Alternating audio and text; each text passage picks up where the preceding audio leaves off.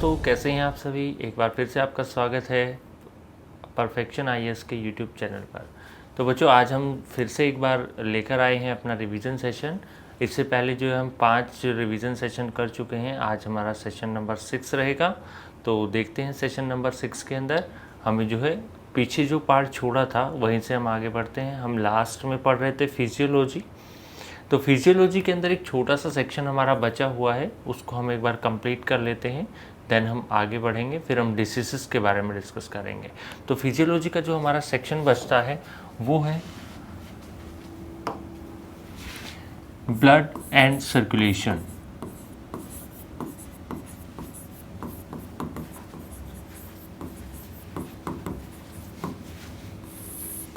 रक्त और परिसंचरण।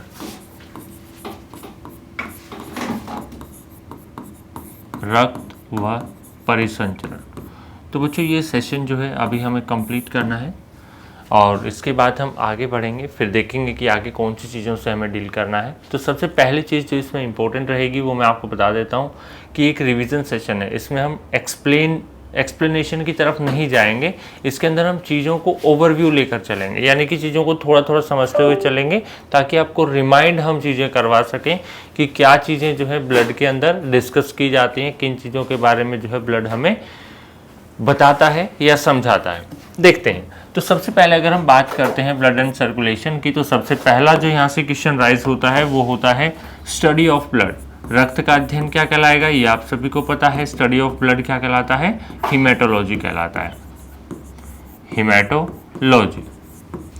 इसके बाद मैं बात करूं तो यहाँ से एक क्वेश्चन बनता है पीएच का कि पीएच वैल्यू कितनी होती है। तो ब्लड की पीएच वैल्यू कितनी होगी बच्चों, 7.4 होगी।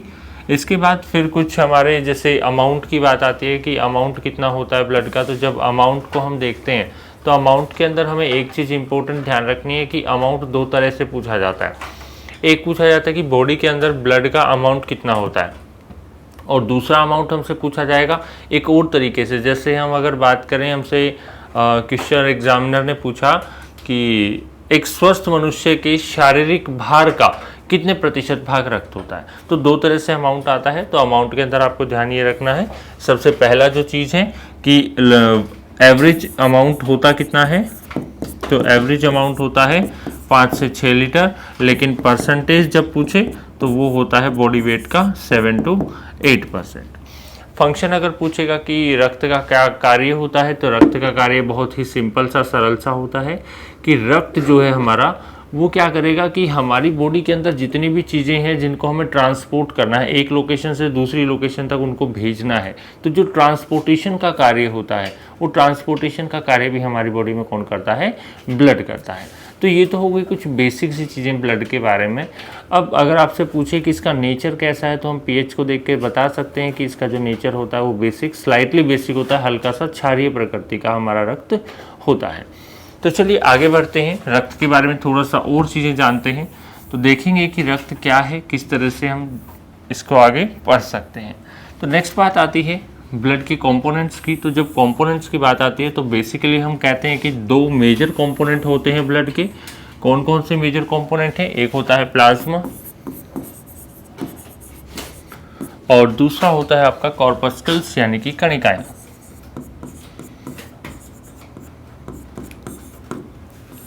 कॉर्पस्कल्स।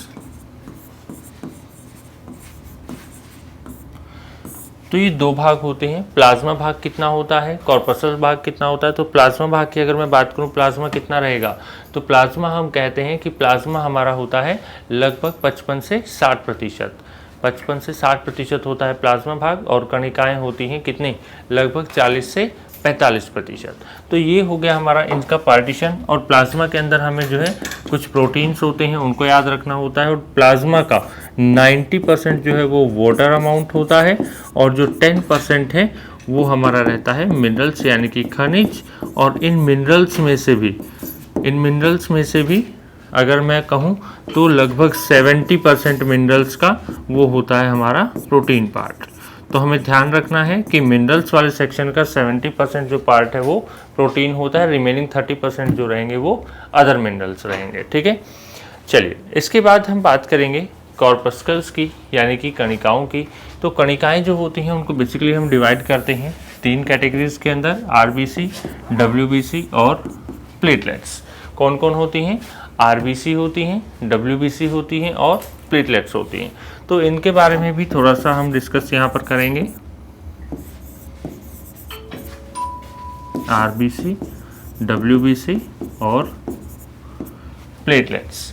तो आरबीसी, डब्ल्यूबीसी, प्लेटलेट्स जो होती हैं इनके बारे में हमें क्या डिस्कस करना है? इनके बारे में हमें डिस्कस ये करना है कि आरबीसी जो होती है उनका साइंटिफिक नेम क्या है। तो इनका होता है एरिथ्रोसाइट्स। क्या होता है बच्चों? एरिथ्रोसाइट्स। डब्ल्यूबीसी का क्या होता है? तो डब्ल्यूबीसी का वैज्ञानिक नाम रहेगा ल्यूकोसाइट और प्लेटलेट्स का वैज्ञानिक नाम क्या रहेगा? थ्रोम्बोसाइट। तो ये इनके रासायनिक नाम होते हैं जो इंपॉर्टेंट है। अक्सर एग्जाम के अंदर इनसे रिलेटेड कोई क्वेश्चन पूछ लिया जाता है, या तो इनको ऑप्शन में देके पूछ लिया जाता है, क्वेश्चन देके डायरेक्ट पूछ लिया जाता है। इसके बाद इंपॉर्टेंट चीज़ आती है कि जो आरबीसी होती है इनका जन्म कहाँ होता है, इनकी मृत्यु कहाँ होती है। डब्ल्यूबीसी का जन्म मृत्यु कहाँ होती है, प्लेटलेट्स का जन्म मृत्यु कहाँ होती है। तो जन्म की बात करें तो तीनों ही, आरबीसी, डब्ल्यूबीसी और प्लेटलेट्स, तीनों का जन्म कहाँ होता है? बोन मैरो के अंदर होता है, अस्थि मज्जा के अंदर। लेकिन आपको ध्यान ये रखना है कि अस्थि मज्जा भी हमारी 2 प्रकार की होती है। एक रेड बोन मैरो होती है, लाल अस्थि मज्जा, और एक होती है येलो बोन मैरो यानी कि पीली अस्थि मज्जा। तो दोनों अस्थि मज्जाओं की बात हम करते हैं तो आरबीसी और प्लेटलेट्स ये होती हैं हमारे रेड बोन मैरो में फॉर्म होती हैं, और जो डब्ल्यूबीसी होती हैं वो येलो बोन मैरो यानी कि पीली अस्थि मज्जा में निर्मित होती हैं। अब मृत्यु की अगर बात आती है तो मृत्यु हम कहते हैं कि जो आरबीसी है उसकी मृत्यु कहाँ होती है? स्प्लीन में होती है, प्लीहा में, यकृत में होती है। और इसी तरह से डब्ल्यूबीसी की हम डेथ की बात करें तो यहाँ एक चीज़ ध्यान रखना कि स्प्लीन के अंदर तो मृत्यु होती ही है, लेकिन लगभग 25 से 30% डब्ल्यूबीसी स्प्लीन में जाने से पहले ही रक्त में बहते बहते ही क्या हो जाती हैं? मर जाती हैं। तो डब्ल्यूबीसी की मृत्यु हमारी 2 जगह हुई है, एक स्प्लीन में होती है और दूसरी कहाँ होती है? रक्त के अंदर होती है। इसके बाद प्लेटलेट्स की बात करें तो वो भी हमारा क्या प्लीहा के अंदर, स्प्लीन के अंदर जो है इनका मृत्यु हो जाता है। जीवन काल की बात करें तो लगभग 120 दिन होता है आरबीसी का। डब्ल्यूबीसी का हम बात करें कितने दिन का होता है जीवन काल? 3 से 5 दिन का होता है। और प्लेटलेट्स की मैं कहूं तो ये 7 से 10 दिन का होता है। तो इनके जीवन काल होते हैं। इसके बाद बात आती है इनके फंक्शन की कि इनका कार्य क्या होता है। तो आरबीसी क्या काम करती है? आरबीसी का काम होता है ऑक्सीजन की सप्लाई करना। डब्ल्यूबीसी का क्या काम होता है? डब्ल्यूबीसी का काम होता है इम्यूनिटी प्रोवाइड करना, यानी कि रोगों से लड़ने की शक्ति देना, या हम कहें कि रोग प्रतिरोधकता प्रदान करना। और प्लेटलेट्स का काम होता है ब्लड क्लोट यानी कि रक्त का थक्का जमाना। तो ये काम हो गया किसका? हमारे आरबीसी, डब्ल्यूबीसी और प्लेटलेट्स तीनों का। आरबीसी का हो गया ऑक्सीजन की सप्लाई, डब्ल्यूबीसी का हो गया हमारा क्या? इम्यूनिटी, और प्लेटलेट्स का हो गया, प्लेटलेट्स का क्या फंक्शन हुआ भाई? प्लेटलेट्स का फंक्शन हो गया ब्लड का क्लोट करवाना, क्योंकि जो प्लेटलेट्स होती हैं इनके अंदर प्रोटीन पाया जाता है थ्रोम्बोप्लास्टिन, जो आगे ब्लड क्लोट के अंदर हेल्प करता है। ठीक है, इस तरह से अगर हम आगे बढ़ते हैं तो नेक्स्ट पार्ट में हम देखते हैं कि जो हमारा ब्लड है वो रेड किसके कारण है। तो हम देखते हैं कि वो रेड होता है किसके कारण? हीमोग्लोबिन के कारण। तो हीमोग्लोबिन क्या होता है? हीमोग्लोबिन एक क्रिस्टलाइन सॉलिड है, क्रिस्टलीय ठोस होता है जो कि हमारे ब्लड के अंदर मिला हुआ होता है, जिसके कारण ही हमारा जो ब्लड है वो रेड होता है। अब हीमोग्लोबिन की मैं बात करूं तो उसका एवरेज अमाउंट ये मेल और फीमेल में डिफरेंट रहता है। मेल के अंदर हीमोग्लोबिन का एक ऑन एन एवरेज अमाउंट अगर हम देखें तो 12 से 16 ग्राम पर डेसीलीटर, यानी कि पर 10 ml पर 100 ml ऑफ ब्लड 12 to 16 ग्राम जो है मेल के अंदर होता है। और एक फीमेल के अंदर अगर एवरेज अमाउंट की हम बात करें तो फीमेल में इसका अमाउंट थोड़ा सा कम होता है मेल के कंपैरिजन में, यानी फीमेल में इसका अमाउंट होता है 10 to 14 ग्राम पर डेसीलीटर या 100 ml ऑफ ब्लड। तो मेल में क्या रहा? 12 to 16 रहा। फीमेल में क्या रहा? 10 to 14 रहा ग्राम पर डेसीलीटर, ग्राम पर डेसीलीटर। तो ये तो बात हो गई किसकी? अमाउंट की। अब हम बात करें होता क्या है कैसा इसका बेसिक कलर होता है, तो अगर कलर की हम बात करते हैं तो हीमोग्लोबिन का जो बेसिक कलर है वो होता है वॉयलेट कलर। लेकिन ये कलर प्रोवाइड कैसा करवाता है, तो ये प्रोवाइड करवाता है रेड कलर, यानी कि लाल रंग जो है रक्त को प्रदान करता है। लेकिन इसका अगर आधार रंग हम बात करें या फिर इसका भौतिक जो रंग बात करें वो क्या होता है, वॉयलेट कलर होता है। इसके बाद ये क्रिस्टलाइन सॉलिड है, ये भी आपको ध्यान रखना है। ये एक ठोस होता है, ठोस होता है जब भी, ये देखिए यहाँ पर हमने मेंशन किया हुआ है ग्राम के अंदर, तो ग्राम के अंदर तो जनरली हम किसकी बात करते हैं, ठोस की ही बात करते हैं। अब रही बात की जो हीमोग्लोबिन है, यहाँ पर दो टर्म्स हमें मिलती हैं, एक हीम है और दूसरा क्या है, ग्लोबिन। हीम जो होता है, हीम का मतलब होता है पिगमेंट पार्ट, यानी कि रंजक, और ग्लोबिन की मैं बात करूं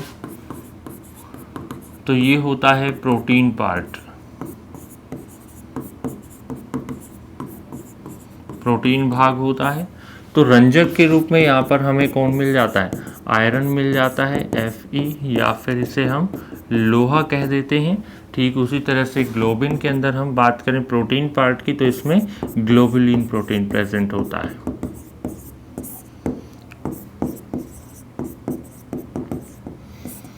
तो ये हमें ध्यान रखना है कि हीमोग्लोबिन के अंदर ये कुछ चीज़ें हैं जो हमें याद रखनी है कि हीमोग्लोबिन का एवरेज अमाउंट कितना होता है, मेल में कितना है, फीमेल में कितना है, इसका बेसिक कलर क्या होता है, ये होता क्या है। उसके बाद हमने बात करी कि इसके अंदर जो हीम और ग्लोबिन जो टर्म है दोनों, जिनसे मिलकर हमारा हीमोग्लोबिन शब्द बना है, उसमें हीम और ग्लोबिन का अर्थ क्या है, कौन सा पिगमेंट भाग है और पिगमेंट भी कौन सा इसके अंदर प्रेजेंट है। तो ये चीज़ हमने यहाँ पर देखी है। इसके बाद एक हम बात करते हैं ब्लड ग्रुप की। तो ब्लड ग्रुप के बारे में आपको याद रखना है इसके खोजकर्ता का नाम। रक्त समूह के खोजकर्ता कौन है, तो रक्त समूह की जो खोज करी थी वो करी थी कार्ल लैंडस्टीनर। कार्ल लैंडस्टीनर ने जो है खोज करी थी रक्त समूह की, और इन्होंने ही बताया था कि रक्त समूह जो होते हैं हमारे कितने प्रकार के होते हैं। तो इन्होंने जो है अलग अलग तरीके से रक्त को बताया, यानी कि 2-3 बार में इन्होंने बताया कि जो हमारा रक्त होता है वो किस तरह से पहले खोजा गया, कितने रक्त समूह हमें मिले, उसके बाद जो है कितने रक्त समूह को हमने फाइनली जो है अपनी लिस्ट के अंदर इन्वॉल्व किया। तो बेसिकली हमारे पास जो हमें मिलते हैं अभी ब्लड ग्रुप, वो मिलते हैं AB और O। तो ये 4 ब्लड ग्रुप मिलते हैं। इनके अंदर एंटीजन और एंटीबॉडी की बात थोड़ा सा हम जान लेते हैं कि किसमें कौन होता है, खाली इतनी ही बात करेंगे। यहाँ पर दोनों के दोनों प्रोटीन होते हैं, एंटीजन और एंटीबॉडी। ए के अंदर small a antigen, small b antibody, B के अंदर स्मॉल b एंटीजन और small a antibody. A B के अंदर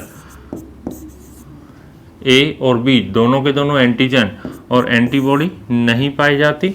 लेकिन O की बात करें तो यहाँ पर एंटीजन एब्सेंट होता है और एंटीबॉडीज के रूप में A और B दोनों होते हैं। तो ध्यान रखना है, जो A B हमारा ब्लड ग्रुप है इसको बोला जाता है यूनिवर्सल एक्सेप्टर, ये आपको पता होगा।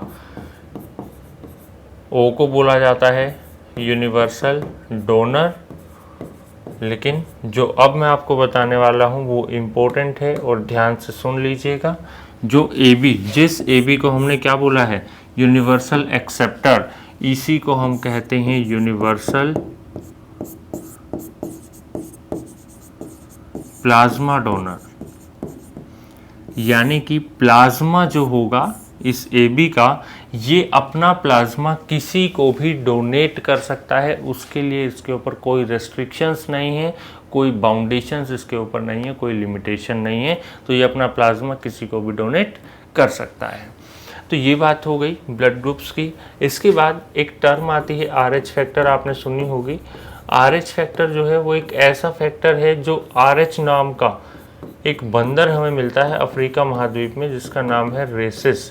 तो ये रेसिस प्रजाति का जो बंदर है, इसके अंदर एक फैक्टर प्रेजेंट होता है, जिस फैक्टर को इसकी प्रजाति के नाम पर ही बोल दिया गया RH फैक्टर। चूंकि हमें पता है कि मानव का विकास कहाँ से हुआ है, बंदर से हुआ है, तो जिन भी ह्यूमन बीइंग के अंदर ये RH फैक्टर प्रेजेंट होगा उनको बोल दिया जाएगा RH पॉजिटिव, और जिनके अंदर ये एब्सेंट होगा, अनुपस्थित होगा, उनको बोल दिया जाएगा RH नेगेटिव। तो ये चीज़ हमें ध्यान रखनी है कि RH फैक्टर जो है हमारा कुछ के अंदर RH फैक्टर होता है, कुछ के अंदर RH फैक्टर नहीं होता है। अगर RH फैक्टर है तो वो RH पॉजिटिव है, यानी कि उसका ब्लड ग्रुप पॉजिटिव टाइप का है। जैसे हम बात करें किसी का ब्लड ग्रुप A है, तो अगर उसमें RH फैक्टर प्रेजेंट है तो उसका A पॉजिटिव होगा, RH फैक्टर नहीं है तो उसका A नेगेटिव होगा। ठीक है, इसके बाद नेक्स्ट बढ़ते हैं आगे। इसके अंदर नेक्स्ट हमें बात करनी है कि जो ब्लड ग्रुप रहेगा वो पेरेंटल ब्लड ग्रुप से जो है चाइल्ड का पॉसिबल ब्लड ग्रुप क्या होगा, पॉसिबल ब्लड ग्रुप। तो पेरेंटल ब्लड ग्रुप क्या होंगे, सबसे पहले तो एक टेबल बनाते हैं जिसमें दोनों का अगर A है, एक का A एक का B हो, एक का A दूसरे का AB हो, यानी कि A के चारों केस सबसे पहले देखेंगे, उसके बाद B की बात करेंगे। B का A के साथ हम देख चुके हैं, तो अब B का B के साथ, B का AB के साथ, B का O के साथ, सबका अलग अलग जो है यहाँ पर देखेंगे करके पार्ट। A के साथ AB देख चुके हैं, B के साथ, तो अब AB का AB के साथ, AB का O के साथ, अब बचा O का A के साथ भी आ गया, B के साथ भी, AB के साथ भी, बचा O का O के साथ। अब इनके सामने लिखेंगे कि इनसे होने वाले जो बच्चे होंगे उनमें ब्लड ग्रुप क्या होने की पॉसिबिलिटी है। तो बच्चों इस टेबल को थोड़ा ध्यान में रखना है। अब देखिए A और A अगर है तो इनसे होने वाले बच्चों में या तो A ब्लड ग्रुप हो सकता है या फिर O हो सकता है। AB वाले में ये आप ध्यान रखना है आपको, इसको मोस्ट इम्पोर्टेंट मार्क कर लीजिएगा। A भी बन सकता है, B भी बन सकता है, AB भी बन सकता है और O भी, यानी कि ये एकमात्र ऐसा ब्लड ग्रुप है जिसके यंग वंस के अंदर कोई भी ब्लड ग्रुप आ सकता है, किसी भी ब्लड ग्रुप के लिए रेस्ट्रिक्शन यहाँ पर नहीं है। तो हमारा जो ब्लड ग्रुप रहेगा यहाँ पर A और B के पेयर का, वो A भी हो सकता है, B हो सकता है, A भी हो सकता है या फिर O भी हो सकता है। A का क्रॉस अगर हम करवा रहे हैं AB के साथ तो A आ सकता है, B आ सकता है, A भी आ सकता है। A का O के साथ या A आएगा या फिर O आएगा, B का B के साथ या तो B या फिर O, B का AB के साथ A, B या फिर AB, B का O के साथ या तो B या O, AB का AB के साथ A हो सकता है, B हो सकता है और AB हो सकता है। AB का O के साथ, ये फिर से एक मोस्ट इम्पोर्टेंट मार्क इसे कर लेंगे, ये एकमात्र ऐसा ब्लड ग्रुप है जिनके बच्चों में वो ब्लड ग्रुप होगा ही नहीं जो माँ बाप में है, यानी कि इसमें या तो A हो सकता है या फिर B हो सकता है और O से जो ब्लड ग्रुप आएगा वो सिर्फ और सिर्फ क्या होगा, O होगा बच्चों। तो ये इम्पोर्टेंट चीज़ है, इसको ध्यान रखना। एक चीज़ और, अभी जो हम RH फैक्टर की बात कर रहे थे, इस RH फैक्टर के अंदर हमने बात करी कि अगर RH फैक्टर प्रेजेंट है तो वो पॉजिटिव है, RH फैक्टर एब्सेंट है तो वो नेगेटिव है। अब इसका देखते हैं बच्चे के ऊपर क्या इफेक्ट पड़ेगा। अगर हम बात करें मेल और फीमेल की, अगर मेल पॉजिटिव है, फीमेल भी पॉजिटिव है, तो चाइल्ड क्या होगा, पॉजिटिव होगा। अगर मेल पॉजिटिव है, फीमेल नेगेटिव है, तो बच्चा क्या होगा, पॉजिटिव। अगर मेल नेगेटिव है, फीमेल पॉजिटिव है, तो भी बच्चा क्या होगा, पॉजिटिव। अगर दोनों ही नेगेटिव हैं तो बच्चा क्या होगा, नेगेटिव। लेकिन इसमें एक कॉम्प्लिकेशन आती है, क्या आती है उसको ध्यान से समझिए। हमने बोला कि मेल अगर पॉजिटिव है, फीमेल अगर नेगेटिव है, तो बच्चा क्या आएगा, पॉजिटिव आएगा। तो अगर बच्चा पॉजिटिव आया तो हमें पता है कि बच्चे का विकास कहाँ होना है, माँ के पेट में होना है, और अगर माँ के पेट में बच्चे का विकास होना है तो माँ के पास ब्लड ग्रुप क्या है, नेगेटिव, और बच्चे का ब्लड ग्रुप क्या है, पॉजिटिव। तो इनके अंदर होती है रिएक्शन, और इस रिएक्शन के कारण बच्चा की हो जाती है डेथ, और इसी को कंडीशन को कहा जाता है एरिथ्रोब्लास्टोसिस।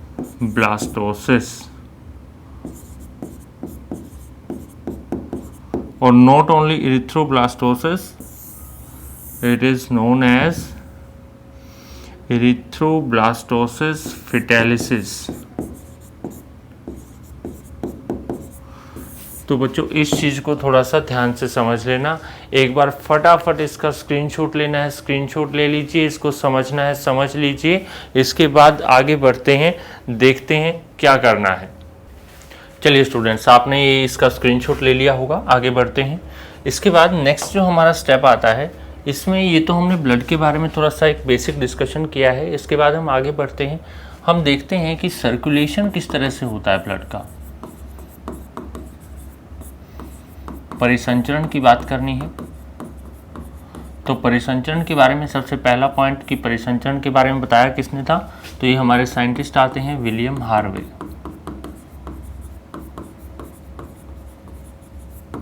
विलियम हार्वे जी ने जो है सबसे पहले परिसंचरण के बारे में बताया था। और बच्चों सबसे इम्पोर्टेंट चीज़ इन्होंने ही हमें बताया था कि किस किस चैम्बर से होके कब ब्लड पास होता है और किस तरह से बॉडी ऑर्गन्स के पास सर्कुलेट होता है। तो मैं एक बेसिक डायग्राम से आपको समझाने की कोशिश करूँगा, शायद आपको समझ आ जाएगा। इन्होंने बोला कि इस तरह से हमारा हार्ट है और इसके कितने चैम्बर्स हैं, 4 चैम्बर्स इन्होंने बताए। तो इन 4 चैम्बर्स में से ये होता है लेफ्ट एट्रियम, ये होता है लेफ्ट वेंट्रिकल, ये होता है राइट वेंट्रिकल और ये होता है राइट एट्रियम। तो ये 4 चैम्बर्स हैं, इनके मैं नाम यहाँ पर लिख देता हूँ।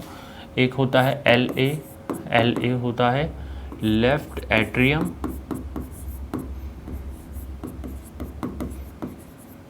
LV होता है लेफ्ट वेंट्रिकल,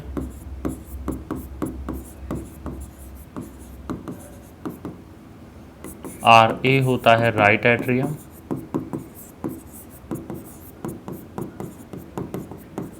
और RV होता है राइट वेंट्रिकल।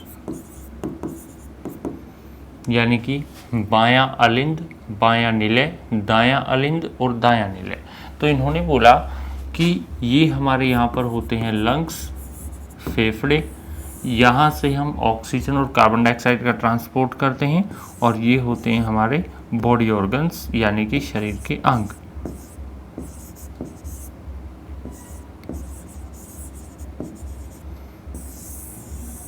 तो इन्होंने बोला कि लंग्स से हम क्या लेकर आते हैं, ऑक्सीजन लेकर आते हैं।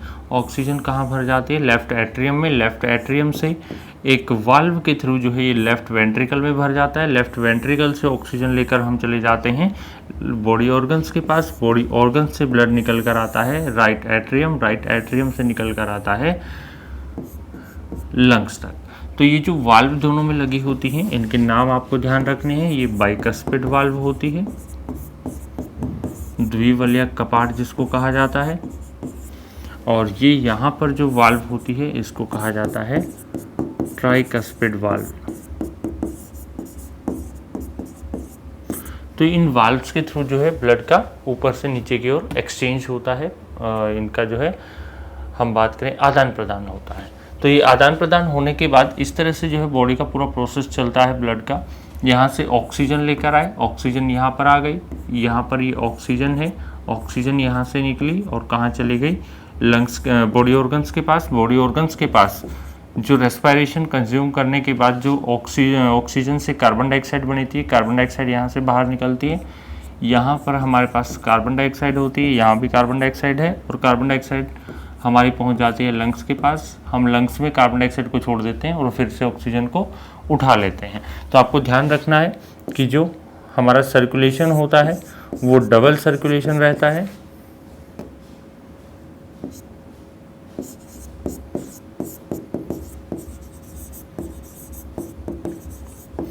और दूसरा दोहरा परिसंचरण इसको कहा जाता है। और दूसरा जो हमारा सर्कुलेशन का टाइप होता है वो होता है क्लोज्ड वेसल सर्कुलेशन,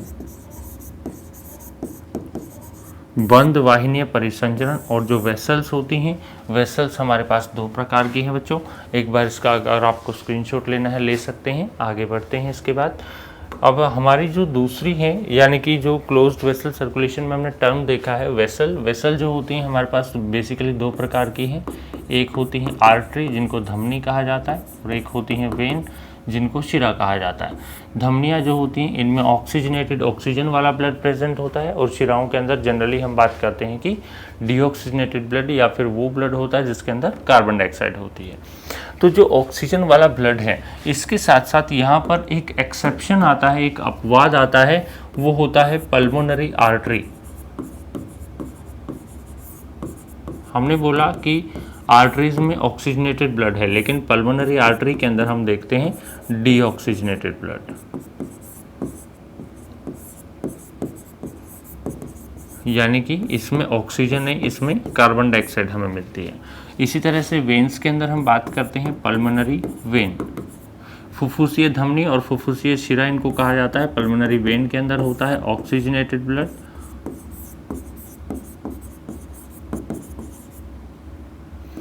यानी कि इसमें कौन रहती है, ऑक्सीजन रहती है।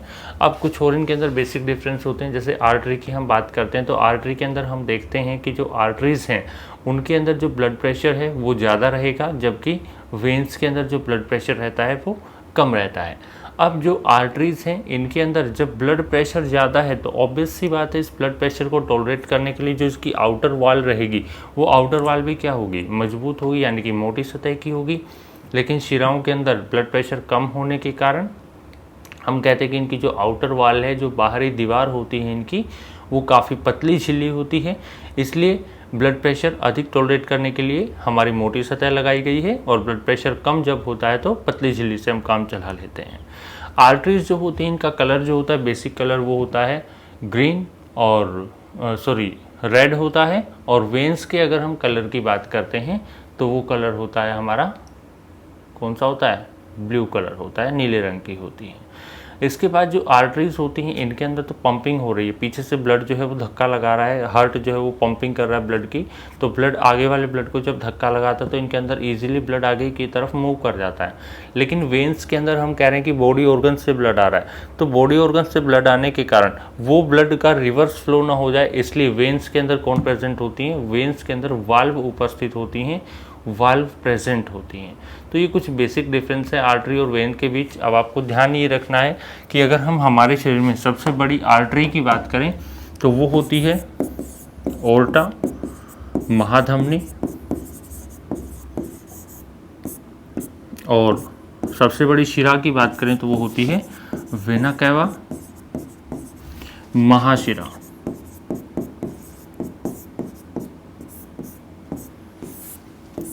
अब आर्टरीज ब्लड को कहाँ से कहाँ ट्रांसपोर्ट करती हैं, ये करती हैं हार्ट टू बॉडी ऑर्गन्स, जबकि वेन्स जो होती हैं वो बॉडी ऑर्गन्स टू हार्ट करती हैं। तो ये कुछ डिफरेंसेस हो जाते हैं आर्टरी और वेन्स के अंदर। इसके बाद कुछ बेसिक सी चीज़ें हैं, जैसे हम बात करते हैं एक हार्ट के अंदर जो है हमारे पास दो चैम्बर्स प्रेजेंट होते हैं, दो पार्ट्स प्रेजेंट होते हैं, जिनको हम कह देते हैं एसए नोड और एवी नोड। एसए नोड का पूरा नाम होता है synovial atrium node,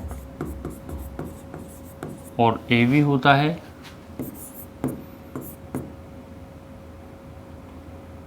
atrio ventricular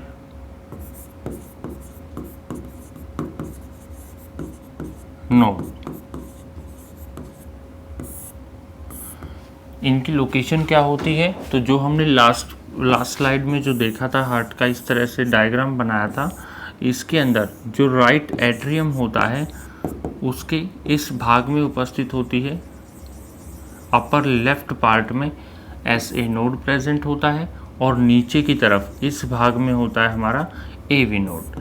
ऐसे नोड जो होता है इसके बारे में एक इम्पोर्टेंट जो आपका मैसेज रहेगा वो ये रहेगा कि ऐसे नोड को कहा जाता है पोस्ट ऑफिस ऑफ हार्ट,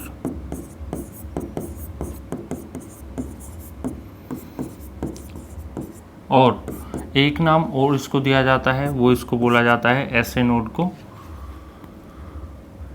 इसमें साथ साथ मेंशन कर देते हैं, ये ऐसे नोड को कहा गया है। और इसका दूसरा नाम होता है पेस मेकर ऑफ हार्ट। और ये इसलिए कहा जाता है क्योंकि ये क्या करता है कि हार्ट से जो भी सिग्नल मिलते हैं उन सिग्नल्स को आगे ट्रांसमिट करने का काम करता है, तो इसलिए ऐसे नोड को ये दोनों नाम दिए जाते हैं। अब बात रही एवी नोड की। एवी नोड क्या करता है, तो जो एवी नोड होता है, इस एवी नोड का मुख्य कार्य होता है हार्ट के अंदर हार्ट मसल जो होती है इसका क्या करवाता है, ये मैकेनिज्म परफॉर्म करवाता है।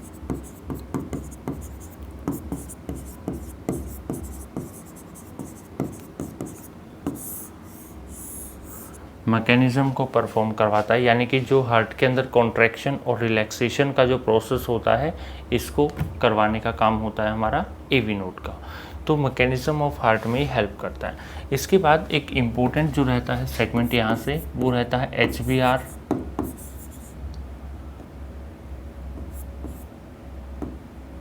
Heart beat rate.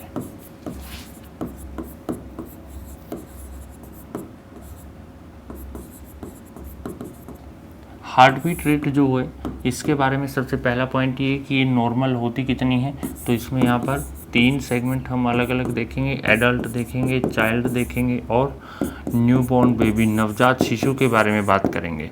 तो नवजात शिशु में, बच्चे में और वयस्क में हार्ट बीट रेट जो है एक एडल्ट में होती है अप्रॉक्स 72 पर मिनट, एक चाइल्ड में होती है 90 पर मिनट, और एक न्यूबॉर्न बेबी की बात करें तो इसमें होती है लगभग 120 पर मिनट। इसके लिए मेजरिंग इंस्ट्रूमेंट यूज़ होते हैं कुछ, उन इंस्ट्रूमेंट की बात करते हैं।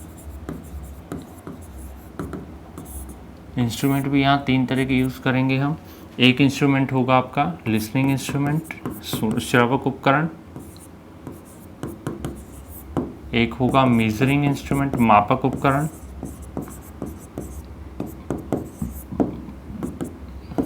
और एक होगा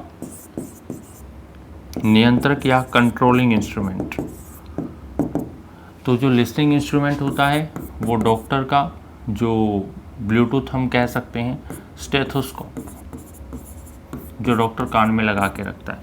मेजरिंग इंस्ट्रूमेंट रहता है ECG, जिसको हम कहते हैं इलेक्ट्रो कार्डियोग्राम। और अगर बात करें कंट्रोलिंग इंस्ट्रूमेंट की तो ये होता है पेसमेकर।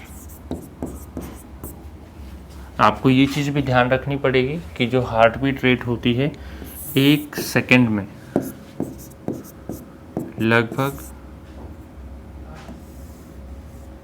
एक बीट जो होती है वो लगभग 0.8 सेकंड में आती है, और इसके अंदर 2 साउंड जनरेट होती हैं, एक लब की साउंड होती है और एक डब की साउंड होती है, और इन दोनों साउंड्स के बीच का जो टाइम इंटरवल होता है वो लगभग 0.4 सेकंड होता है। और एक बीट जो होती है, एक बीट के अंदर कितना ब्लड पंप हार्ट करता है, तो ये भी ध्यान रखना है। एक बीट जो होती है वो लगभग 70 से 80 ml ब्लड को पंप करती है।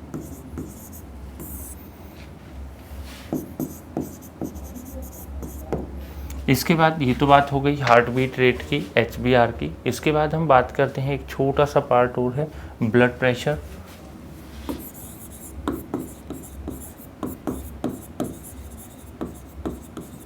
रक्तदाब। तो ब्लड प्रेशर की जब हम बात करते हैं तो ब्लड प्रेशर होता है बेसिकली कि जो ब्लड होता है, जो फ्लो हो रहा है एक ट्यूब लाइक स्ट्रक्चर के अंदर से, तो जो ब्लड है वो इसकी दीवारों पर अंदर से बाहर की तरफ जो प्रेशर क्रिएट कर रहा है उसी प्रेशर को कहा जाता है ब्लड प्रेशर। तो ब्लड प्रेशर जो है इसका नॉर्मल रेंज हमें देखना है, सामान्य माप कितना होता है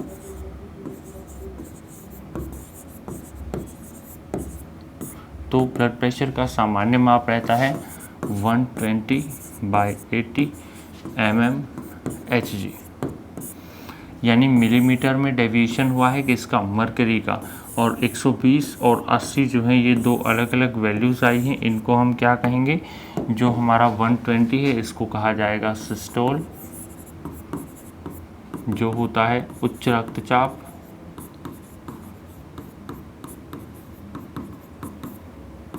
और जो 80 होता है उसको कहा जाता है डायस्टोल, निम्न रक्तचाप।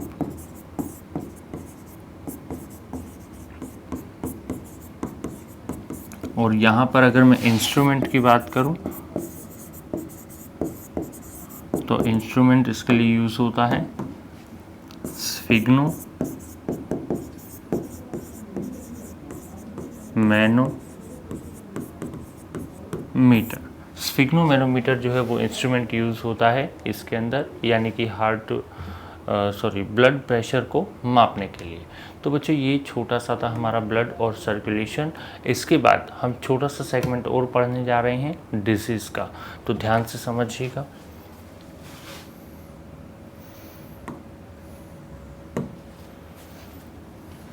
डिजीज़ वाले सेगमेंट की जब हम बात करते हैं तो यहाँ हम देखते हैं कि जो डिसीज़ हैं वो बेसिकली हमारी कुछ इम्पोर्टेंट डिसीज़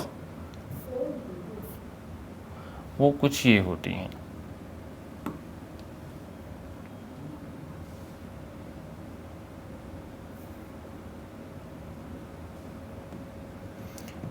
देखिए, सबसे पहले हमने बात करा क्लासिफिकेशन ऑफ डिजीज़ का, कि जो डिजीज़ होती हैं वो कितने प्रकार की हैं। तो डिजीज़ हम दो तरह की देखते हैं, एक कॉन्जेनाइटल डिजीज़ होती हैं, एक एक्वायर्ड डिजीज़ होती हैं। कॉन्जेनाइटल होती हैं जो वंशानुगत होती हैं,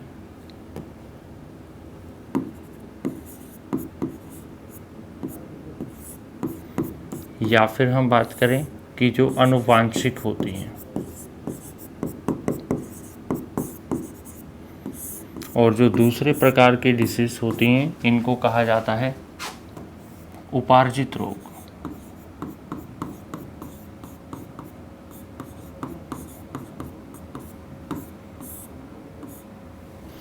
जो उपार्जित रोग हैं इनको फिर से आगे डिवाइड हमने कर दिया दो के अंदर, एक हो गया कम्युनिकेबल और एक हो गया नॉन कम्युनिकेबल, या फिर इन्फेक्शियस और नॉन इन्फेक्शियस। कम्युनिकेबल को कहा जाता है संक्रामक रोग और नॉन कम्युनिकेबल को कहा जाता है असंक्रामक रोग।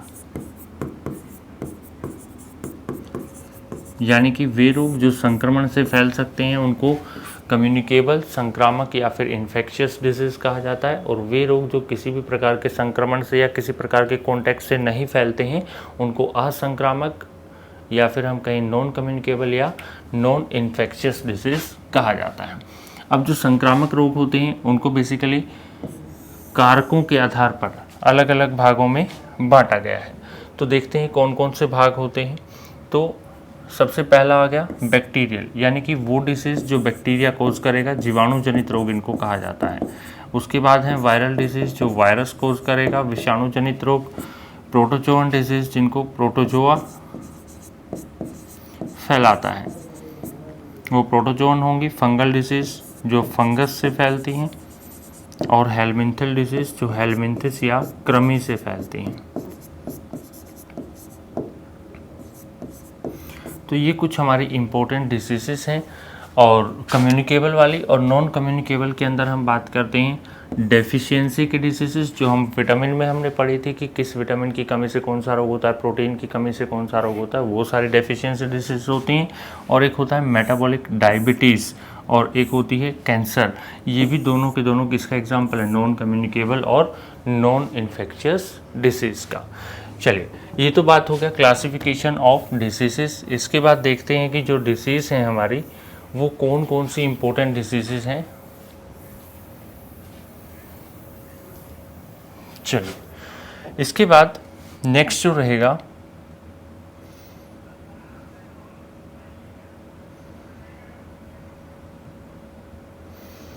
उसमें हम कहते हैं कि ये कुछ इम्पोर्टेंट डिसीज़ हमारे रहेंगे। इनको देखेंगे एक एक करके। सबसे पहले हमने बात करनी है वायरल डिजीज़ की। तो वायरल डिजीज़ के अंदर सबसे पहला आता है डेंगू। तो डेंगू जो रोग है उसका प्राइमरी टारगेट क्या है, डिजीज़ का नाम क्या है और वैक्सीन कौन सी यूज़ की जाती है।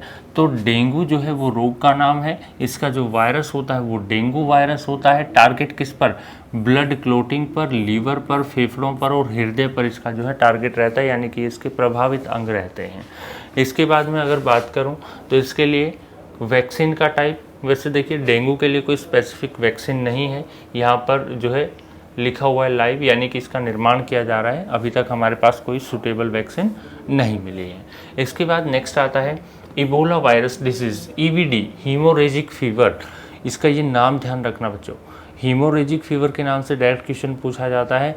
विच वायरस कोजेज हीमोरेजिक फीवर, यानी कि किस वायरस के कारण हीमोरेजिक फीवर उत्पन्न होता है। तो किस वायरस के कारण होगा, ये होगा इबोला वायरस। और इबोला वायरस का एक और नाम होता है जायरे इबोला वायरस।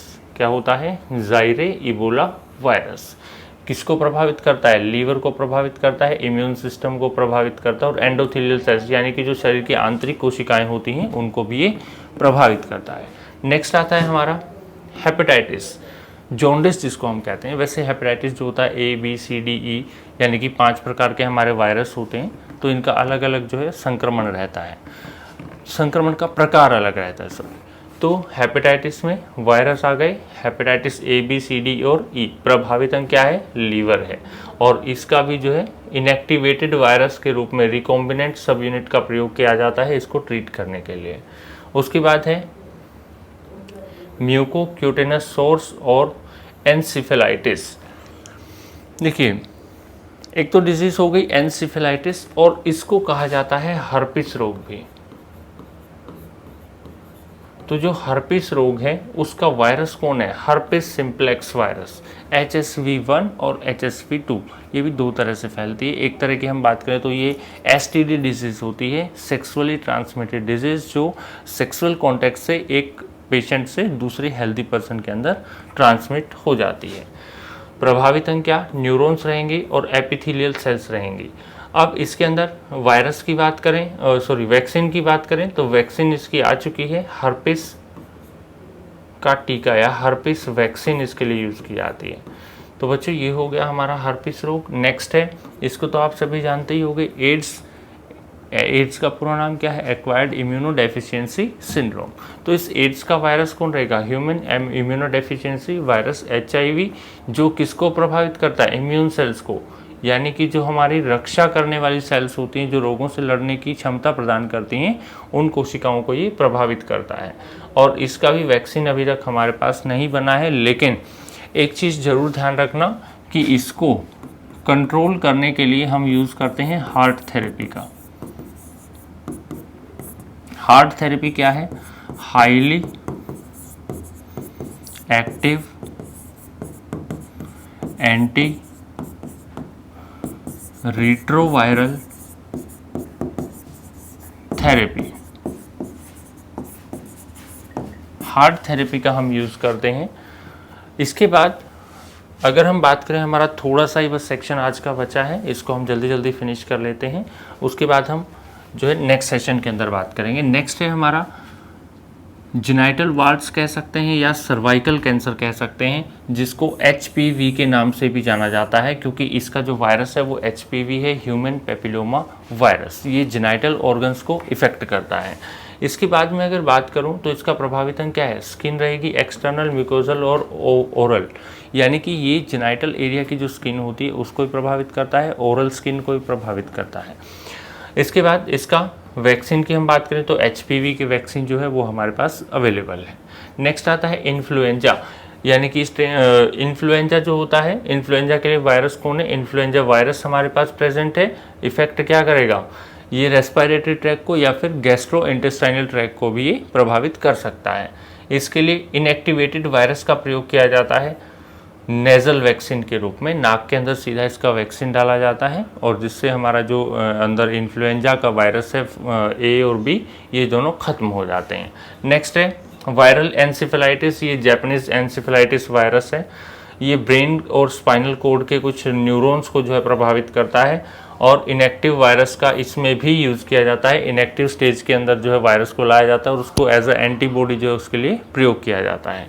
नेक्स्ट हम बात करें मीजल्स, जो खसरा होता है, इसके लिए मोरबिली वायरस प्रयोग किया जाता है। मोरबिली वायरस जो है इसके लिए रिस्पॉन्सिबल होता है, प्रभावित क्या करता है, स्किन को, फेफड़ों को और ब्रेन को, यानी कि मस्तिष्क को।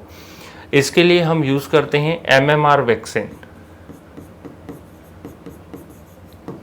सिर्फ मम्प्स, मीजल्स, एक तो ये अगला ही रोग है मम्प्स जिसको गलसुआ कहा जाता है, ये मम्प्स डिजीज है और ये किसको प्रभावित करता है, सैलिवरी ग्लैंड्स को, लार ग्रंथियों को, टेस्टिस को, ओवरीज को, पैनक्रियास, ब्रेन और ऑडिटरी सिस्टम यानी कानों को, इन सभी अंगों को ये प्रभावित करता है।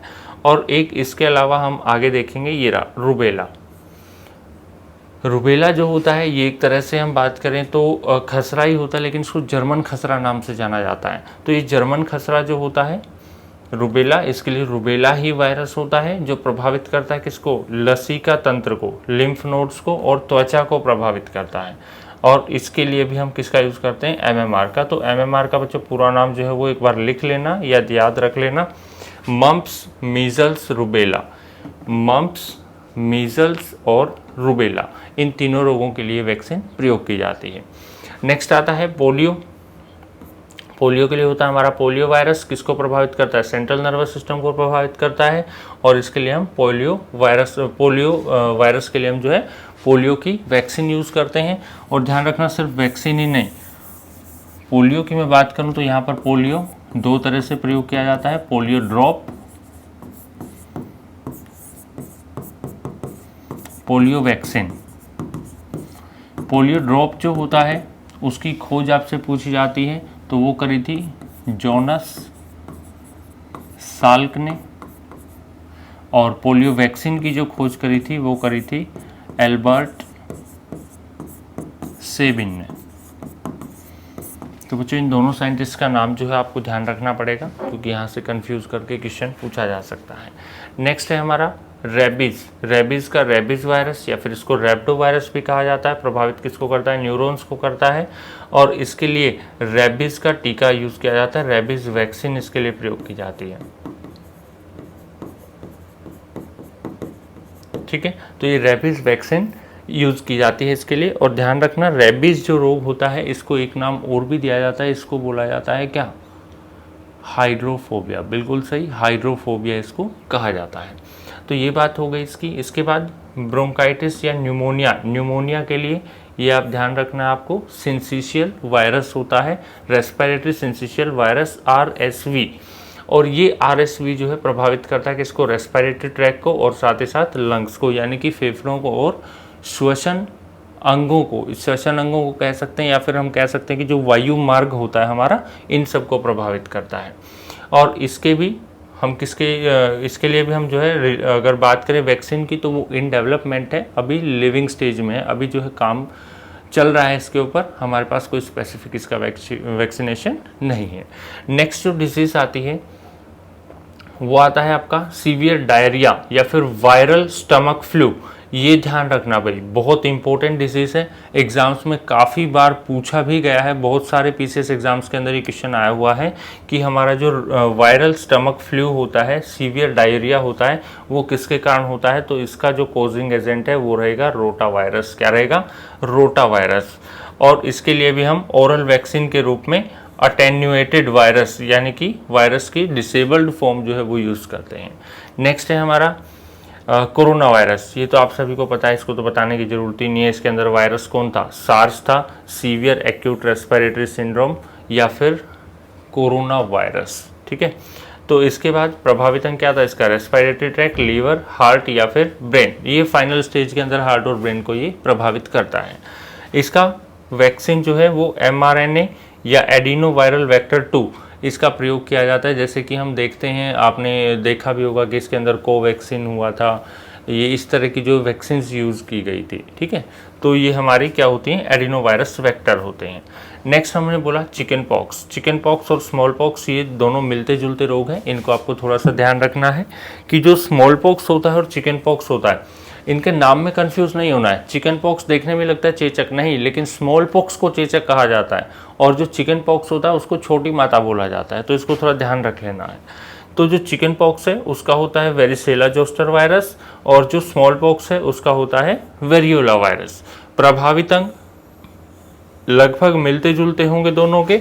और उपचार की बात करें तो इन दोनों के लिए स्मॉल पॉक्स वैक्सीन या फिर चेचक का टीका यूज किया जाता है। और चेचक के टीके का आविष्कार, चेचक के टीके की खोज वो करी थी आपकी किसने? चेचक का टीका किसने खोजा था? Smallpox vaccine was discovered by Edward Jenner. तो एडवर्ड जेनर ने जो है इसकी खोज करी थी। नेक्स्ट है हमारा येलो फीवर और जीका वायरस। येलो फीवर क्या होता है? इसके अंदर येलो फीवर का वायरस, इसमें कोई स्पेसिफिक ऐसा वायरस नहीं है, इसको आप छोड़ भी सकते हैं, ना भी लिखेंगे तो भी कोई दिक्कत नहीं है। एक नेक्स्ट है जीका वायरस। जीका वायरस रोग का नाम भी है और वायरस का नाम भी है। इफेक्ट किस पर करता है? न्यूरोलॉजिकल सिस्टम पर इफेक्ट करता है, यानी न्यूरॉन्स को प्रभावित करता है, ठीक है। और इसका भी जो है हमारे पास वैक्सीन अवेलेबल नहीं है। तो बच्चों ये हो गई कुछ इंपॉर्टेंट हमारे पास वायरल डिजीज। इनमें से अगर कुछ रह गई है तो वो एक बार रिवीजन आप लोग जो है मार लेना बुक के अंदर से। उसके बाद आती हैं human diseases caused by bacteria, ठीक है। तो इसके बारे में जो हम डिस्कस करेंगे कुछ समय के बाद। हेलो स्टूडेंट्स, चलिए स्टार्ट करते हैं अपना लास्ट वाला सेशन जो हमने छोड़ा था, डिसीज़ वाला जो हम पढ़ रहे थे, यानी कि वायरल डिसीज़ के बारे में हम डिस्कस कर रहे थे, उसके आगे कंटिन्यू करते हैं। इसके बाद हमें जो है बात करनी है बैक्टीरियल डिसीज़ की, यानी कि जो जीवाणु से होने वाले रोग हैं इनकी हम बात करेंगे बच्चों। तो बैक्टीरियल डिसीज़ की जब हम बात करते हैं तो यहाँ पे कुछ इंपॉर्टेंट डिसीज़ आती हैं। देखिएगा कौन कौन सी डिसीज़ हैं। सबसे पहला नंबर पर आता है कोलेरा, यानी कि हैजा। अब हैजा रोग के अंदर आपका जो बैक्टीरिया रहेगा वो कौन रहेगा? विब्रियो कोलेरी रहेगा। और जो कोलेरा रोग होता है इसके अंदर हमारा प्रभावित होता है इंटेस्टाइनल पार्ट, या फिर हम कह सकते हैं कि गैस्ट्रो इंटेस्टाइनल, जठरीय और आंत्र भाग जो है वो प्रभावित होते हैं। और इस रोग के निवारण के लिए अक्सर डॉक्टर जो हैं वो आपको ORS देते हैं ताकि बॉडी के अंदर डिहाइड्रेशन ना हो। तो ORS का जो फुल फॉर्म एक बार आप देख लीजिएगा, ओरल रिहाइड्रेशन सॉल्यूशन, या फिर इसको ओरल रिहाइड्रेशन सस्पेंशन भी कहा जाता है।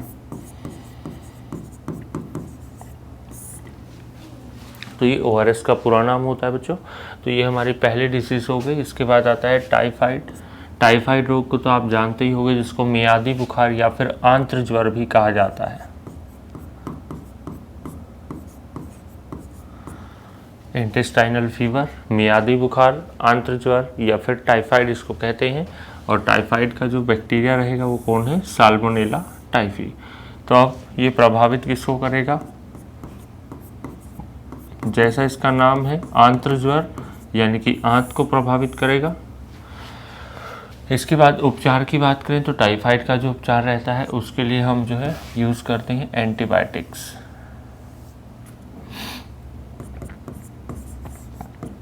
शॉर्ट फॉर्म में मैं लिख रहा हूँ एंटीबायोटिक्स। इसके बाद नेक्स्ट आता है ट्यूबरक्यूलोसिस। ट्यूबरक्यूलोसिस यानी कि टीबी, जिसको तपेदिक भी कहा जाता है और क्षय रोग भी कहा जाता है। तो ये टीबी जो है इसको ध्यान रखना है आपको, क्योंकि ये इम्पोर्टेंट है, क्योंकि इसके बैक्टीरिया का नाम क्या रहेगा? Mycobacterium tuberculosis. माइकोबैक्टीरियम ट्यूबरक्यूलोसिस प्रभावित क्या करेगा? तो बच्चों हमें पता है कि टीबी के अंदर कौन प्रभावित होते हैं? लंग्स यानी कि फेफड़े प्रभावित होते हैं। और इसके उपचार के लिए एक पद्धति का प्रयोग किया जाता है जिसको कहा जाता है डॉट्स पद्धति। तो ये डॉट्स पद्धति क्या है बच्चों? Directly observed treatment short course.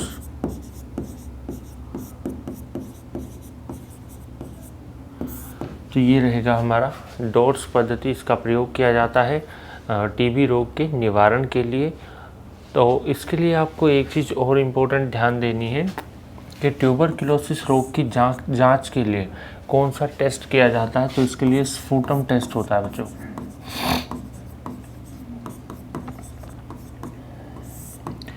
Sputum test इसके लिए किया जाता है। और लास्ट क्लास में जो हमने पढ़ा था यहाँ पर एक ये रहा HIV। इस HIV को जानने के लिए, इसको पहचानने के लिए कौन सा टेस्ट किया जाता है, तो इसके लिए टेस्ट किया जाता है एलिसा। कौन सा टेस्ट किया जाता है? ELISA test. एलिसा की फुल फॉर्म मैं एक बार लिख देता हूँ, ये हटा देते हैं यहाँ से।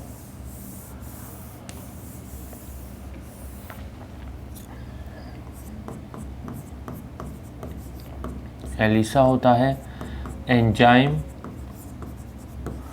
लिंक्ड इम्यून सॉल्वेंट एसे। तो ये होता है बच्चों एलिसा टेस्ट, जो कि किया जाता है एड्स रोग की जांच के लिए, एंजाइम लिंक्ड इम्यून सॉल्वेंट एसे।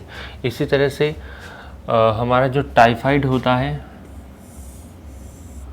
टाइफाइड रोग के लिए भी एक जांच की जाती है, और टाइफाइड रोग के लिए जो जांच की जाती है इसको कहा जाता है विडाल।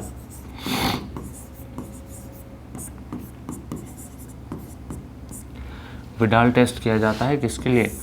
टाइफाइड के लिए। तो बच्चों ये कुछ इंपॉर्टेंट टेस्ट है जिनका नाम हमें ध्यान रखना है, तो ये ध्यान रखिएगा आप लोग। बढ़ते हैं। आज बच्चों तबीयत बहुत ज़्यादा ख़राब है, बहुत ज़्यादा ख़राब है।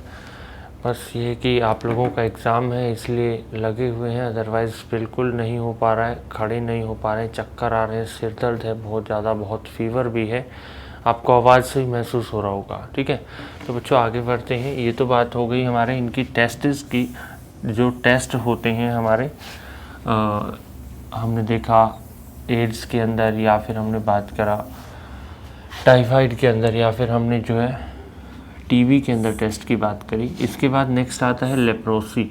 लेप्रोसी होता है बच्चों कुष्ठ रोग।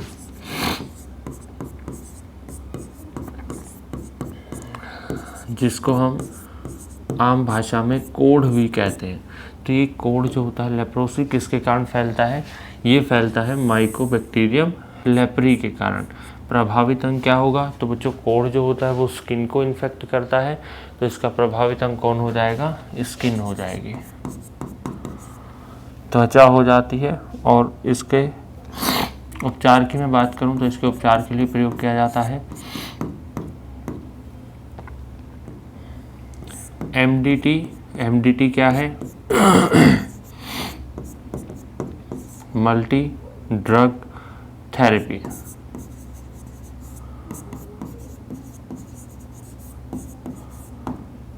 तो ये MDT प्रयोग किया जाता है बच्चों किसके लिए? लेप्रोसी कुष्ठ रोग या फिर कोढ़ के लिए। इसके बाद आगे बढ़ते हैं। अगला हमारा डिजीज़ है नंबर 5 पर न्यूमोनिया। न्यूमोनिया का तो आपको याद भी होगा किसका बैक्टीरिया कौन होता है? डिप्लोकोकस न्यूमोनी होता है, डिप्लोकोकस न्यूमोनी। और न्यूमोनिया के अंदर प्रभावित अंग क्या होता है?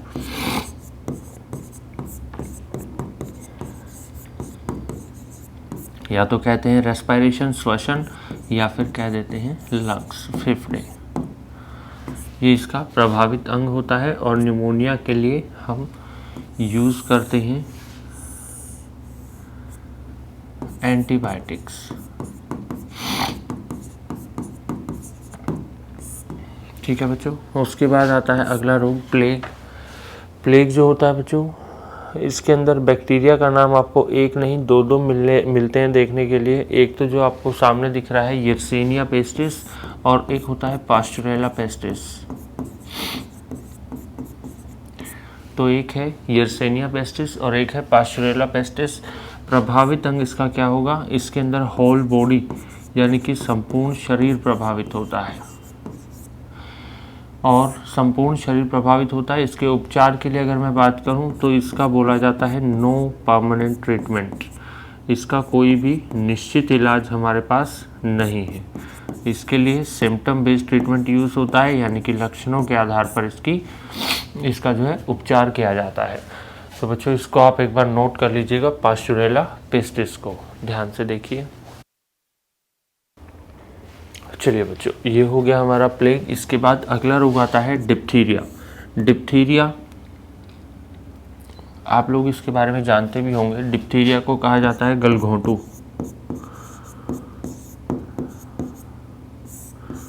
और ये एक नहीं, ये 3 डिजीज़ होती हैं एक साथ। एक ही आपकी इससे जस्ट नीचे लिखी हुई है, टेटनस,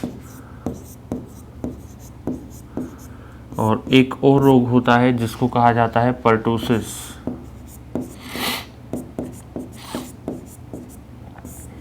या फिर इसको काली खांसी भी कहते हैं, या फिर इसको होपिंग कफ भी कहा जाता है,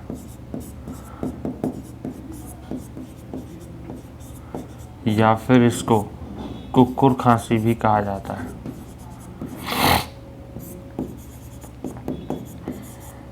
तो ये सारे जो है बच्चों एक ही रोग के नाम हैं। पर्टूसिस हुआ, काली खांसी हुआ, हुपिंग कफ हुआ, या फिर हम कहें कि जो हमारा काली खांसी या कुक्कुर खांसी जो होते हैं, ये तीनों एक साथ हम डिजीज़ पढ़ेंगे। क्यों पढ़ेंगे इसका रीज़न भी मैं आपको बताऊंगा। सबसे पहला डिप्थीरिया जो होता है, इसमें कोरोनी बैक्टीरियम डिप्थीरी नाम का बैक्टीरिया यहाँ पर प्रेजेंट होता है।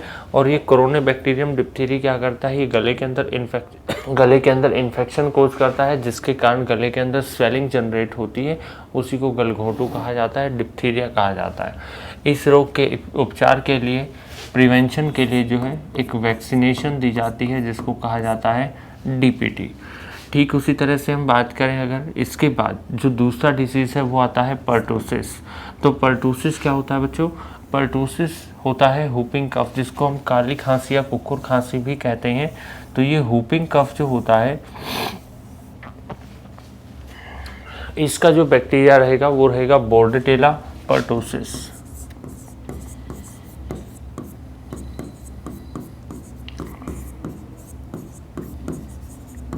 बोर्डेटेला पर्टूसिस नाम का बैक्टीरिया होता है जो ये पर्टूसिस रोग फैलाता है। और इस पर्टूसिस में क्या होता है कि जो गले जो वोकल कॉर्ड्स होते हैं उनके अंदर ज़्यादा इन्फेक्शन जनरेट होता है, थ्रोट के अंदर इन्फेक्शन होता है। इससे क्या होगा कि जब हम जो वोकल कॉर्ड्स की वाइब्रेशन से जो साउंड निकल रही है, वो साउंड जो होती है वो थोड़ी सी साउंड चेंज हो जाती है। जैसे आपने देखा कुत्ते जब भौंकते हैं, तो इस तरह से जब इंसान खांसेगा तो जैसे कुत्ते भौंकते हैं उसके सिमिलर सी आवाज़ हमें लगती है वो।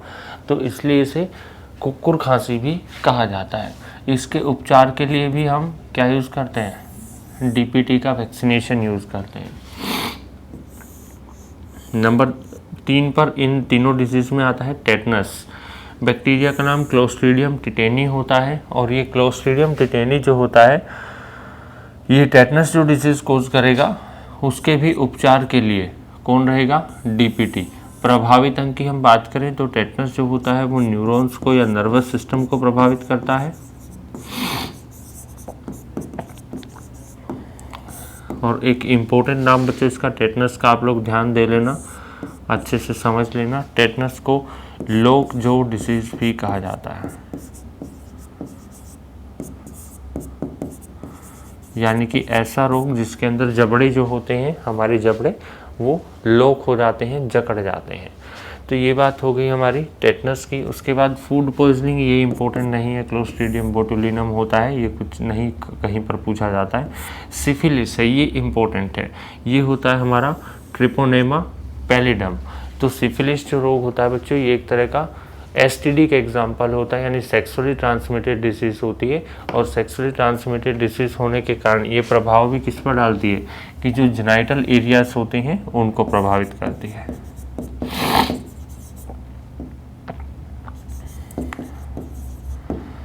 और इसके उपचार के लिए जो है हम एंटीबायोटिक्स यूज़ करते हैं। तो ये कुछ इम्पोर्टेंट हमारे डिसीज़ आ जाती हैं, बैक्टीरियल डिसीज़। इसके बाद नेक्स्ट बढ़ते हैं बच्चों फंगल डिसीज़ के ऊपर।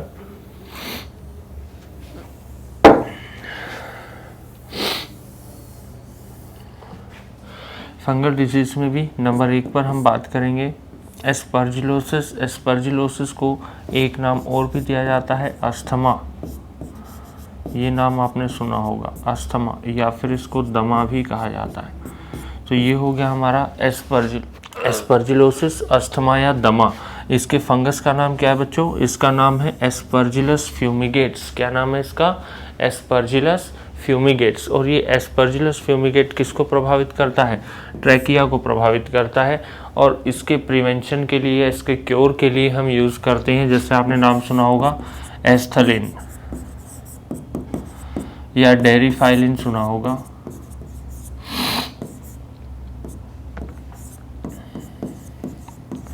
इस तरह की जो है मेडिकेशन का हम यूज़ करते हैं। एस्थालिन तो वो होता है जो आपने देखा होगा इस तरह से पंप होता है, उसको स्प्रे किया जाता है सांस खींचने के साथ, तो वो एस्थालिन आपका होता है। इसके बाद आता है एथलीट फुट। एथलीट फुट जो होता है इसका कवक रहेगा टीनिया पेडिस, जो स्किन को प्रभावित करेगा। कहाँ की स्किन? पैरों की जो उंगलियां और अंगूठे होते हैं इनके बीच की जो स्किन रहेगी, इस स्किन को प्रभावित करने का जो काम होता है ये टीनिया पेडिस करता है।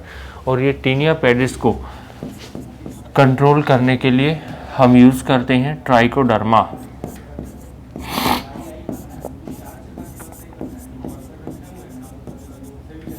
ट्राइकोडर्मा का प्रयोग इसके लिए किया जाता है। नेक्स्ट आता है बाल्डनेस, गंजापन, जिसमें कवक का नाम क्या है? Tinea capitis. बच्चों ये वो गंजापन नहीं है कि जो शुरू से बाल उड़ने शुरू होते हैं धीरे धीरे पीछे तक जो है बाल खत्म हो जाते हैं। ये एक तरह का कवक है जो क्या करता है कि हमारे जो हेयर ग्लैंड्स होती हैं, बालों की ग्रंथियां होती हैं, उनके अंदर यानी कि उनके पास बैठा रहता है, उनके पास जो है लगातार क्या करता रहेगा? उन ग्रंथियों को खाता रहेगा, उन ग्रंथियों को खत्म करता रहेगा।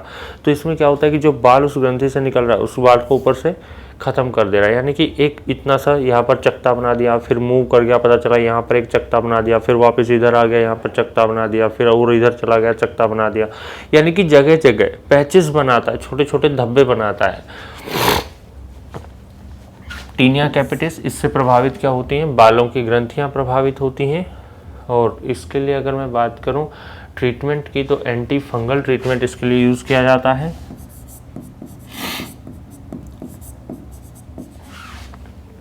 कवक रोधी दवाइयों का प्रयोग किया जाता है। लास्ट है बच्चों ईचिंग। ईचिंग यानी कि जो खुजली टाइप हो जाता है, दाद खाज खुजली जो होता है, उसके लिए कवक जो होता है वो रिस्पॉन्सिबल है एस्केरिस स्कैबिस। और ये एस्केरिस स्कैबिस जो होता है इसका प्रभावित अंग रहता है स्किन यानी कि त्वचा, और इसके उपचार के लिए किया जाता है प्रयोग ट्राइकोडर्मा। तो ये बच्चों कुछ इंपॉर्टेंट हमारी फंगल डिजीज़ हो जाती हैं। इसके बाद आगे बढ़ेंगे, देखेंगे हम नेक्स्ट हमारी प्रोटोजोवन डिजीज़, हेलमिंथल डिजीज़, और साथ ही साथ हम बात करेंगे कुछ कॉन्जेनाइटल डिजीज़ की भी।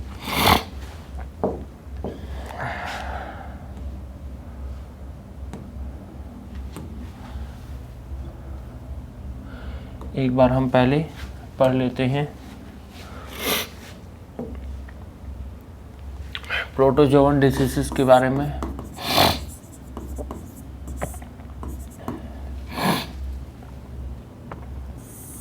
सबसे पहले आती है स्लीपिंग सिकनेस, जिसको निद्रा रोग भी कहा जाता है। तो ये निद्रा रोग बच्चों क्या करेगा? निद्रा रोग जो है सबसे पहली बात तो आती है फैलाता कौन है? तो एक प्रोटोजोआ होता है जिसका नाम है ट्रिप्नोसोमा। ये ट्रिप्नोसोमा प्रोटोजोआ फैलाता है। और इस रोग का वाहक, ध्यान रखना बच्चों, इस रोग में वाहक हमसे पूछे जाते हैं, ये इंपॉर्टेंट है। यहाँ पर डिसीज़ का क्योर इंपॉर्टेंट नहीं है, यहाँ पर डिसीज़ को फैलाने वाले वाहक इंपॉर्टेंट रहते हैं, ट्रांसमिशन इंपॉर्टेंट रहता है। तो यहाँ इसका वाहक कौन होगा बच्चों? सीसी मक्खी होगा। नंबर 2 पर आता है मलेरिया। मलेरिया का जो प्रोटोजोआ है वो कौन है? प्लाज्मोडियम। और प्लाज्मोडियम की मैं बात करूं तो प्लाज्मोडियम हमें बेसिकली 4 प्रकार का मिलता है।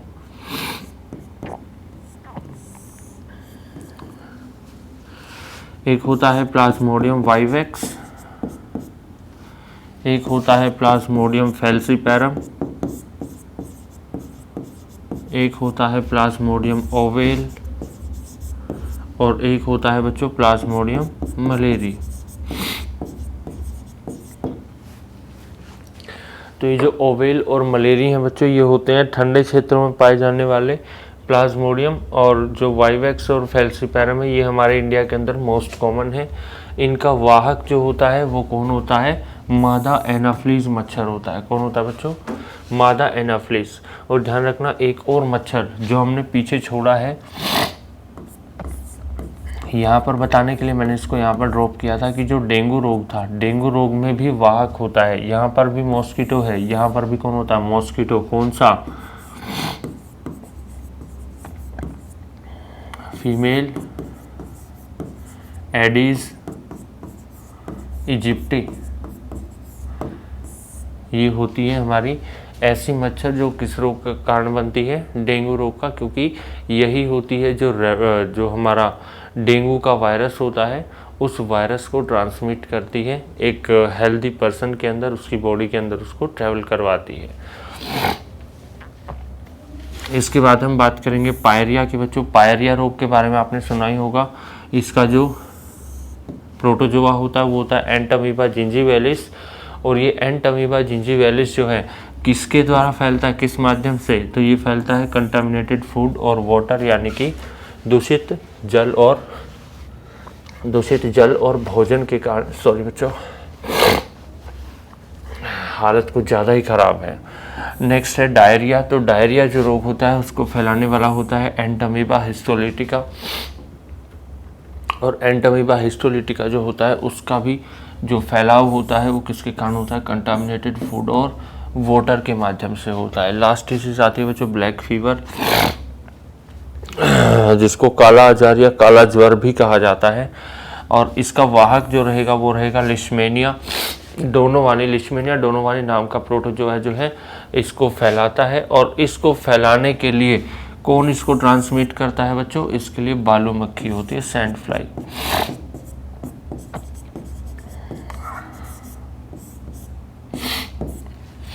ये हो गया हमारा प्रोटोजोवन डिसीज। इसके बाद में अगर बात करूं तो हमारे पास आती है हेलमिंथल डिसीज। हेलमिंथल डिसीज के बारे में थोड़ा सा जान लेते हैं। 4 हेलमिंथल डिजीज है बच्चों जिसके बारे में हमें इंपॉर्टेंट जानना है। सबसे पहली होती है ड्रैकुलिसिस, या फिर इसको GWD या फिर इसे नारू रोग भी कहा जाता है। GWD जो है इसका मैं फुल फॉर्म यहाँ लिख देता हूँ।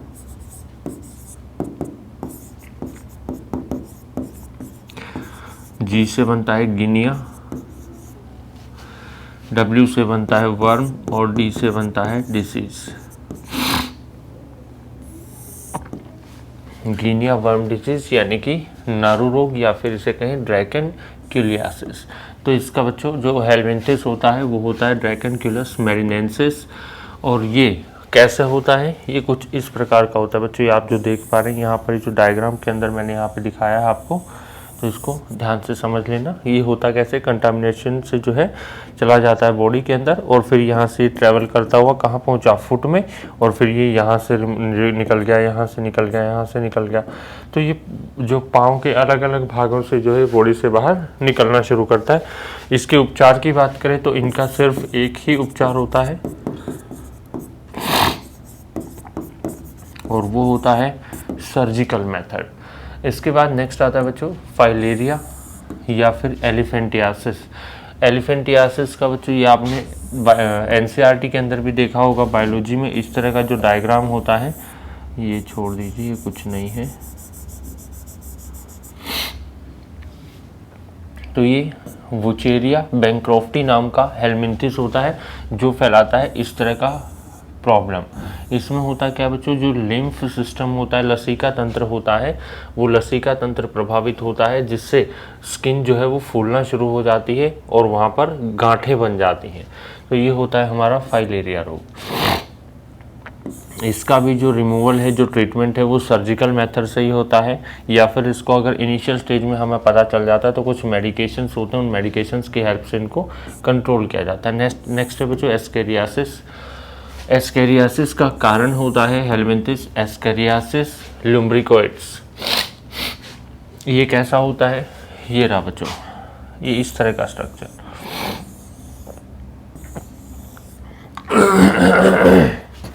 तो ये हमारा एस्केरियासिस लुम्ब्रिकोइड्स होता है जो स्मॉल इंटेस्टाइन के अंदर रिप्रोडक्शन स्टार्ट करता है और धीरे धीरे पूरी की पूरी स्मॉल इंटेस्टाइन को कवर कर लेता है, उसको घेर लेता है, जिसके कारण आगे जो है प्रोसेसिंग नहीं हो पाती डाइजेशन की, और ये डिजीज़ जो है बहुत ज़्यादा डेंजरस भी होती है। इसके बाद आता है सिस्टिक या टीनियासिस। इसका जो हमारा हेलमिंथिस रहेगा वो रहेगा टीनिया सोलियम। ये भी कुछ इसी प्रकार का होता है, लेकिन ये इन्फ्लामेशन जनरेट करता है, जिससे एब्जॉर्प्शन का प्रोसेस ख़त्म हो जाता है धीरे धीरे करके। तो ये कुछ इंपॉर्टेंट बच्चों अपनी हेलमिंथल डिसीज़ थी। इसके बाद आगे बढ़ते हैं, पढ़ते हैं कुछ और डिसीज़ के बारे में। चलिए,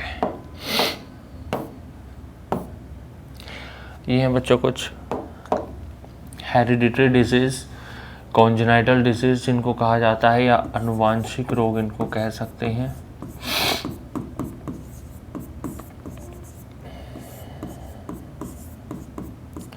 या इन्हें जन्मजात रोग कहते हैं, या इन्हें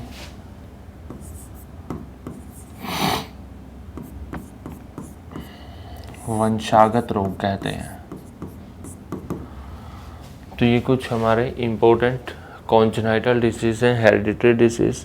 इनके बारे में थोड़ा सा ओवरव्यू आप लोग जो है जान लीजिएगा। सबसे मेन चीज़ है कि ये सिंड्रोम किसके कारण होते हैं, जिस क्रोमोसोम के कारण होते हैं वो कौन सा है, क्रोमोसोम कम होने से होते हैं, क्रोमोसोम बढ़ने से होते हैं, या किसी जीन की वजह से होते हैं। तो बच्चों थोड़ा जल्दी ख़त्म कर लीजिए, बिल्कुल हिम्मत नहीं बची है। तो ये है डाउन सिंड्रोम। डाउन सिंड्रोम किसके कारण होता है बच्चों? ट्राइसोमी के कारण होता है, 21 क्रोमोसोम की। यानी कि हम बात करें जैसे हमारे पास कोई भी ए और ए का ये गुणसूत्र है, तो इसमें ट्राइसोमी हो रही है। यानी कि कितने ए आ गए? 2 की जगह 3 आ गए। पहले थे 46, ट्राइसोमी में एक बढ़ गया तो कितने बन गए? 47। तो हमारा जो डाउन सिंड्रोम है उसमें नंबर ऑफ क्रोमोसोम कितना हो जाता है बच्चों? 47 हो जाता है। ठीक है, मात्र 6 डिजीज़ और बची हैं, जल्दी जल्दी इनको कवर कर लीजिए फिर ख़त्म करते हैं। नेक्स्ट है हमारा टर्नर सिंड्रोम। टर्नर सिंड्रोम किसके कारण होता है? देखिए वहाँ पर ट्राइसोमी था, यानी कि 3 की बात हो रही है, यहाँ मोनोसोमी यानी 1 की बात हो रही है। तो किसका? एक्स की मोनोसोमी। हमें पता है कि फीमेल्स के अंदर कितने एक्स होते हैं? 2 एक्स होते हैं। लेकिन यहाँ पर क्या होगा कि 1 एक्स की कमी हो जाएगी और उस 1 एक्स की जगह पर हम कह देते हैं कि यहाँ पर स्पेस खाली हो जाता है। तो जो 46 होने चाहिए थे तो -1 होकर कितने रह जाते हैं? 45 रह जाते हैं। ये हो गया पटाउ सिंड्रोम। पटाउ सिंड्रोम के अंदर फिर से हम क्या बोल रहे हैं? ट्राई यानी कि 3 होने चाहिए थे, 2 से कितने बन गए? 3। 2 से कितने बन गए? 1। 2 से कितने बन गए? 3 बन गए। तो ये हो गया हमारा टर्नर सिंड्रोम, जिसमें ट्राइसोमी ऑफ 13th। तो इसमें टोटल नंबर ऑफ क्रोमोसोम कितना? 47 हो जाएगा। नेक्स्ट है क्लेनफेल्टर सिंड्रोम। क्लेनफेल्टर सिंड्रोम के अंदर भी क्या है? एडिशन हो रहा है। किसका? एक्स का। यहाँ पर एक एडिशन कम हुआ था, यहाँ पर एडिशन क्या? यहाँ पर एक मोनोसोमी हुई थी, यहाँ पर एक एडिशन ज़्यादा हो जाता है। होने चाहिए थे 2, हो गए कितने? 3। तो यहाँ पर हो जाता है डबल XY का कंडीशन, जिसके बाद टोटल नंबर ऑफ क्रोमोसोम्स कितना हो जाता है? 47 हो जाता है। हीमोफीलिया ए और हीमोफीलिया बी ये किसके कारण होते हैं बच्चों? ब्लड फैक्टर 8 और 9 की वजह से। जैसे हमारी बॉडी के अंदर जीन्स होते हैं, हर जीन का अपना एक फैक्टर होता है, अपना एक कैरेक्टर होता है, अपना एक लक्षण होता है, ठीक उसी तरह से ब्लड के अंदर भी हमारा जो फैक्टर 8 और फैक्टर 9 होता है, इन दोनों का काम होता है ब्लड का क्लॉट करवाना, यानी कि रक्त का थक्का जमाना। तो बच्चों यहाँ पर रक्त का थक्का नहीं बनता है।